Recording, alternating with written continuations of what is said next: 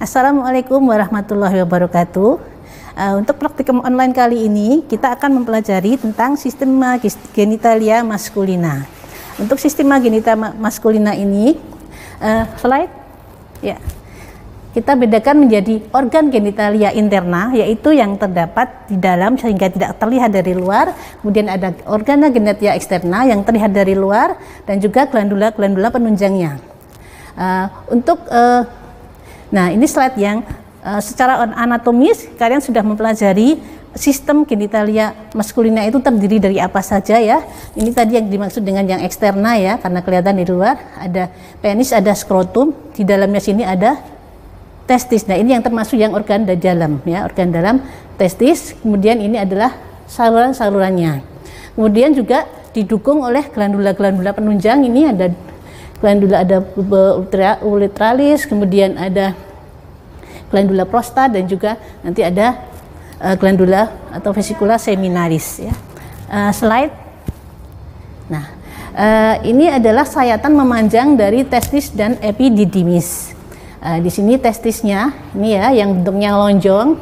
Ini bagian luar dibungkus oleh tunika albuginea yang terdiri dari jaringan ikat fibros padat. Kemudian di dalam melanjutkan tunika albuginea ini masuk septa-septa. Septa-septa ini yang nanti akan membagi testis itu ke dalam lobulus-lobulus. Setiap septa itu terdiri dari 250 lobulus. Setiap lobulus terdiri dari 4 ya, kira-kira sekitar 4 tubulus seminiferus. Kemudian ini adalah salurannya, ini testis. Di sini adalah ductusnya efferent, kemudian ini adalah epididymis. Untuk yang akan kalian pelajari nanti atau yang akan diamati pada testis itu nanti terutama pada tubulus seminiferusnya ya. Jadi seperti halnya kalau praktikum yang offline ya, itu kalian membuat di kertas seperti ini ya, ada preparat-preparatnya apa saja yang harus digambar. Nanti kalian juga sama tugasnya ya, seperti itu. Kemudian nanti yang diamati pertama adalah testis, terutama bagian tubulus seminiferus nanti. Kemudian dilanjutkan dengan ductusnya.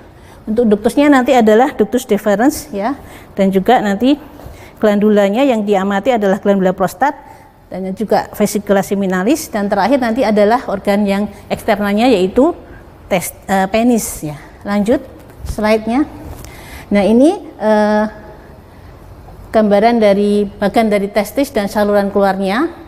Ini tadi ya, jadi ini tunika albugineanya yang terdiri dari jaringan ikat fibros padat, dan ini ada septa-septanya. Masuk di sini ada tubulus seminiferus yang sangat berkelok-kelok seperti ini. Jadi dia berupa kayak pipa gitu ya, tapi sangat berkelok-kelok, dan di dalamnya ini nanti terjadi proses spermatogenesis ya. Kemudian setelah ini di sini dihasilkan sperma, kemudian ini adalah saluran-salurannya untuk menyalurkan sampai nanti ke penis ya, untuk akhirnya ya. Jadi ini ductuli efferentes, kemudian ada epididymis, dan ini ductus deferensnya. Lanjut, kita sekarang detailnya dari tubulus seminiferus. Nah, ini gambaran potongan melintang dari tubulus seminiferus. Jadi karena itu tadi pipa yang berkelok-kelok dipotong melintang, itu akan tampak sebagai lingkaran-lingkaran. Ya, ini satu tubulus seminiferus, satu tubulus seminiferus. Kemudian di antaranya ini terdapat jaringan interstitium, ya, di mana nanti di sini terdapat sel-sel Leydig yang menghasilkan hormon androgen. Jadi testis ini adalah salah satu dari organ dalam tubuh kita yang bersifat endokrin maupun eksokrin. Eksokrin karena dia menghasilkan testis, endokrin karena dia menghasilkan hormon andokrin. Lanjut. Nah, di dalam tubulus seminiferus itu kita bisa bedakan ada 2 macam sel, yaitu sel-sel yang spermatogenik dan yang non spermatogenik. Yang spermatogenik ini terdiri dari spermatogonium, spermatosit primer, sekunder, kemudian ada spermatid dan spermatozoa. Kemudian untuk sel penunjangnya atau yang non spermatogenik adalah sel Sertoli. Ya, sel Sertoli ini yang berfungsi terutama untuk nutrisi ya, dan juga fagositosis sitoplasma dari sel-sel pada saat dari sel-sel sperma ya. Karena di sini nanti juga terjadi proses mitosis ya, meiosis ya, mitosis dan meiosis. Kemudian ini bagian tepi dari tubulus seminiferus ya. Ini dilapisi oleh bagian basal ya, bagian basal. Kemudian di sini orang sering menyebutnya sebagai epitel ya, epitel. Tapi sebetulnya epitelnya ini bersifat spermatogenik ini ya, yang bulat-bulat ini ya. Kalau sel Sertoli itu cirinya ini nukleusnya itu bentuknya lonjong ya. Kemudian sel-selnya ini sendiri sangat besar dan dikatakan seperti piramid. Di bagian ujungnya ini terdapat sel-sel spermatozoa yang menempel di ujungnya ini, ya, menempel di sini. Kemudian itu tadi di atasnya ada, ke bagian dalamnya lagi adalah lumen, ya. Kemudian di luar dari sel-sel, di luar dari tubulus ini ada jaringan ikat. Kemudian juga di sini yang sering disebut sebagai jaringan interstisium, itu terdiri dari sel-sel, ada sel Leydig dan juga ada sel-sel fibroblast. Sel Leydig yang kelihatan intinya bulat-bulat ya. Di samping itu juga didapati kapiler-kapiler juga ya, kapiler darah.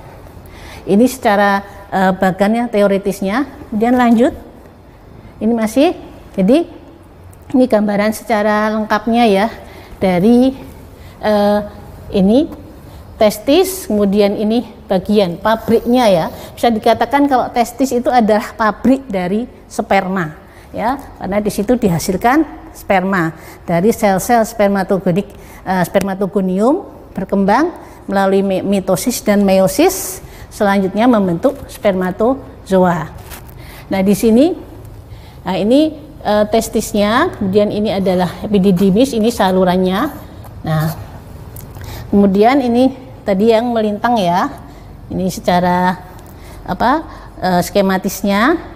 Ini yang di tengah ini lumen. Nah, lumennya ini berisi sel-sel spermatozoa ya di sini. Kemudian bagaimana membedakan tahapan-tahapan dari perkembangan proses pembentukan sperma ya. Yang pertama adalah dari tepi.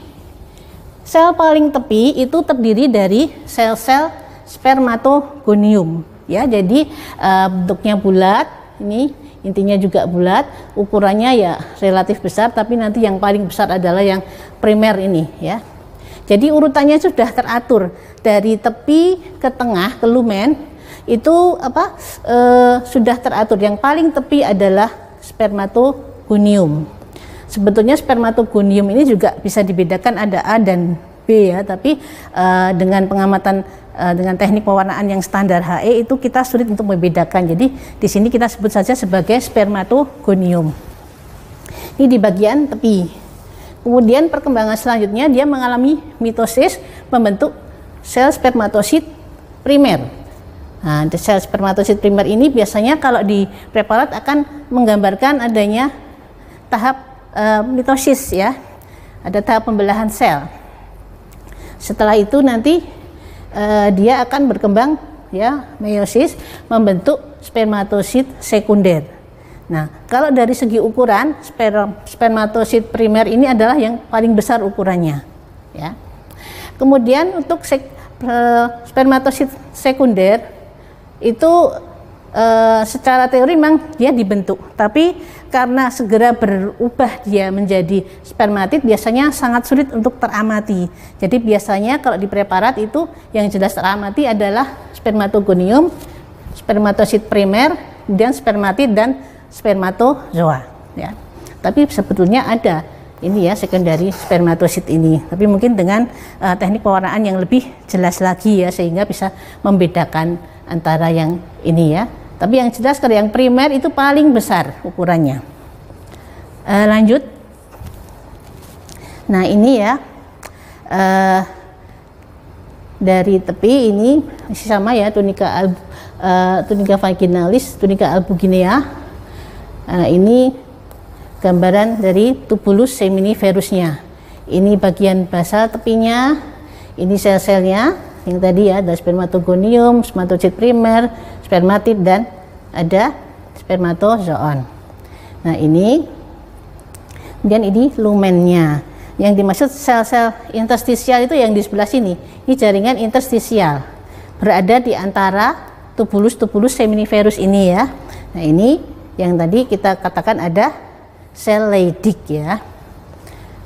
Ini masih sama, hanya saja ini lebih jelas ya, dengan perbesaran lebih kuat. Ini adalah spermatogoniumnya. Kemudian ini sel-sel toli. Cara membedakannya gampang ya, antara yang spermatogenik dengan yang sel-sel toli. Yang sel-sel toli ini nukleusnya itu cenderung bentuknya menyerupai piramid ya, jadi tidak bulat. Kalau kalian mau melihat bentuk selnya secara jelas, batasnya sel-sel toli itu tidak kelihatan ya, tidak jelas. Tapi yang jelas adalah nukleusnya, nukleus dari sel-sel toli. Karena sel-sel toli itu besar ya, begini. Kemudian ini di sini menggambarkan jaringan interstisial yang berisi sel-sel Leydig. Di sel Leydig itu yang bulat-bulat nukleusnya, ya, selnya juga bulat. Di sini juga terdapat sel lain ya. Jadi ada sel fibroblast, itu biasanya nukleusnya itu cenderung lebih pipih dan bentuknya selnya tidak bulat ya. Jadi agak seperti ini. Kalau ini yang sel Leydig. Kemudian ini sel-sel spermatogonianya. Ini sel Sertoli ya, yang besar ya. Dan biasanya itu warnanya lebih terang kalau sel Sertoli nukleusnya dibandingkan dengan yang sel spermatogenik. Ini sel-sel spermatid. Ini biasanya cenderung selnya itu jadi kecil dan agak lonjong gitu ya. Nukleusnya cenderung lonjong. Kemudian nanti pada perkembangannya akan menjadi spermatozoon yang mempunyai ekor ya. Jadi ada kepala dan ada ekor. Lanjut. Nah ini ya. Jadi pada tahap spermatosit primer itu terdapat, bisa dilihat ini ada gambaran dari pembelahan sel di sini ya. Jadi ada tahap-tahapnya, meosisnya. Kemudian nah ini dari sel spermatid ini ya, yang cenderung kecil, itu nanti akan berkembang dia menjadi memanjang dan memiliki ekor. Nah ini kepalanya menancap di superficial dari sel Sertoli ya. Ini yang tampak bentuknya piramid, ini adalah nukleusnya sel Sertoli. Kok sel Sertolinya yang ini ya. Kemudian kita lanjutkan ke salurannya ya. Tadi sudah pabriknya ya, pabriknya sperma. Nah untuk bisa sampai ke penis kan pasti ada salurannya. Nah ini salurannya, ini adalah epididymis yang kita amati ya. Sebetulnya tadi kan ada retitestis, terus ductus efferent, baru epididymis ya. Nah ini preparat mungkin kita epididymis itu nanti mungkin di gambarnya ya di sini ya. Jadi ada testis, yang di judul testis ini nanti, dan di bagian kiri itu menggambar tubulus seminiferus, kemudian bagian kanan nanti menggambar epididymis. Nah untuk mencari lokasi dari epididymis ini nanti tolong dicermati ya, dibedakan dengan ductuli efferentas, karena di sini untuk membedakannya di sini sel-selnya itu ini ya, ini ductus ya.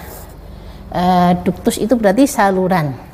Saluran epididymis ini terdiri, epitelnya itu kelihatan tebal ya, tebal. Kemudian di dalamnya berisi apa ini? Spermatozoa ya, ini ya, isinya spermatozoa. Ini cirinya di sini. Nukleus epitelnya itu tebal ya, tebal. Dia bertipe pseudostratificatum columnare ciliatum ya. Di antara ductus epididymis ini juga dapat ini ya, pembuluh darah. Oke, dilanjutkan. Nah, ini satu ductus ya. Ini terdiri dari seperti halnya ductus yang lain ya, ada epitel, ada membrana basalis begitu ya di sini, ada jaringan ikat di sini. Nah, yang kita lihat di sini, ini adalah epiteliumnya ya. Epiteliumnya itu seolah-olah berlapis ya. Jadi kalau kita amati kan kelihatan tebal ini, kelihatannya berlapis. Tapi sebetulnya selnya ini adalah bertumpu semuanya pada membrana basalis di sini. Sehingga karena sel-selnya itu, epitelnya itu semuanya bertumpu pada membrana basalis, nah ini berarti bukan stratificatum, tapi karena tampak seperti stratificatum sehingga disebut pseudo stratificatum atau berlapis semu ya. Ini sel-selnya kolumner ini. Kalau di sini bagian basalnya ya, ini sel-sel basalnya, ini yang prinsipalnya. Kemudian yang khas di sini adalah adanya tambahan bangunan di bagian superficial dari setiap sel-selnya ini yang disebut sebagai stereocilia ya. Kalian mungkin dulu pas mempelajari tentang sitologi juga sudah mengenal adanya beberapa macam tambahan bangunan dari permukaan sel. Salah satunya adalah stereocilia ini yang terdapat pada permukaan dari ini ductus epididymis ya. Nah, ini kita bisa ada yang membedakan menjadi sel-sel prinsipal yang kolumner ini, dan ini sel-sel basal yang kelihatan bulat-bulat nukleusnya ini. Nah, ini di bagian permukaannya itu ada stereocilia. Ini lumennya ya. Lumennya yang nanti berisi spermatozoa. Lanjut. Kemudian kita lanjutkan ke preparat selanjutnya adalah ductus deferens. Untuk ductus deferens ini masih selayaknya sebuah saluran. Jadi dia itu terdiri dari tunica mucosa, muscularis, dan adventitia atau serosa ya. Di sini yang khas di sini adalah tunica mucosanya ini berkelok-kelok ya, seperti ini. Kemudian kalau kita amati ini ya, tunica muscularisnya itu tebal, terdiri dari 3 lapisan, maksudnya 3 macam arah ya. Di sini ini yang longitudinal, ini yang circulare ya. Yang circulare, yang longitudinal ada yang interna, ada eksterna. Kemudian ini jaringan ikat di luarnya ya. Kemudian ini yang di permukaannya ini yang lebih besar ya, perbesarannya ini bisa kita lihat, ini sel-selnya. Ini juga sama ya, di sini pseudo stratificatum, ini juga bersilia juga ya. Kemudian ini adalah sel-sel yang bagian ini membrana basalisnya. Kemudian ini ya kelokannya. Nah, kelok-kelok ini seperti biasanya juga ya, di bawah epitel itu ada jaringan ikat lamina propria. Itu membentuk ini tunica mucosa dari vas deferens, itu terdiri dari ini ya. Kemudian lanjut ke glandula prostat ya. Ini mewakili glandula ya, penunjang untuk sistem genitalia maskulina. Jadi di sini ada banyak, ini juga saluran-saluran sebetulnya ya, juga berkelok-kelok juga. Nah, di sini ini satu tubulusnya ya, ini dilapisi oleh epitel kuboid ya, kuboid atau kolumner ya, selapis ya. Ini yang menghasilkan sekret ya. Kemudian ini juga ada tunica mucosa, ada muscularis, standar aja saya kira. Yang khas nanti pada perbesaran kuatnya mungkin. Nah, ini di sini juga ada sel-sel sekretorinya ya. Ini yang menghasilkan sekretnya itu kan sel-sel sekretori. Biasanya sel sekretori itu aktif, kalau makin aktif dia makin tinggi selnya ya. Jadi kalau masih kuboid rendah berarti dia belum aktif ya. Kalau sudah aktif biasanya kuboid tinggi atau bahkan kolumner seperti ini. Ini ya, jadi yang aktif biasanya sudah jadi kolumner. Untuk selanjutnya yang khas nanti adalah adanya concretio prostatica atau corpora amelasia. Coba nah ini ya, ini sekretnya ini ada corpora amelasia karena memang bentuknya ini mirip dari gambaran mikroskopis dari amilum, makanya amylacea. Concretio prostatica karena yang dihasilkan oleh glandula prostat ya. Lanjut, ini vesicula seminalis. Vesicula berarti cenderung sebuah kantung ya, seminal, jadi kantung semen ya. Ini ciri khasnya adalah tunika mukosanya itu sangat berkelok-kelok ya, kalau dilihat sangat berkelok-kelok sehingga memperluas luas permukaannya ini ya. Nah ini di sini juga ada sel-sel sekretorinya juga. Kemudian ini juga bisa mengembang ya kalau dia terisi gitu ya di lumennya. Kemudian selanjutnya, nah ini perbesaran kuatnya ya sel-selnya dari vesicula seminalis ya. Ini basalnya di sini, ini lamina proprianya ya. Selanjutnya terakhir adalah penis. Ini mewakili organ luar ya. Ini secara skematisnya penis yang dipotong melintang ya, melintang. Ini bagian dorsal, ini bagian ventralnya. Secara ini kalau dilihat ya tanpa dengan mikroskop pun akan kelihatan bentukan seperti ini. Ya, setidaknya seperti ini. Jadi ada 2 bulatan, kemudian di sini ada bulatan 1 di bawah. Nah, seolah-olah kayak gambar dakocan gitu ya. Gambar apa? Ada mata, ada bibir gitu ya. Nah, ini sebetulnya terdiri dari apa saja? Ini bagian ini adalah kapsulnya atau bungkusnya ya, bungkusnya terluar ini. Kemudian yang ini adalah corpus cavernosum ya, yang kelihatan bulatan 2 sepasang ini. Di dalamnya ada arteria centralis. Di sini ada caverna ya, cavernanya di sini. Jaringan ikat dan juga ada yang membentuk seperti bunga karang ya, seperti ini. Kemudian yang bagian bawah ini yang corpus spongiosum.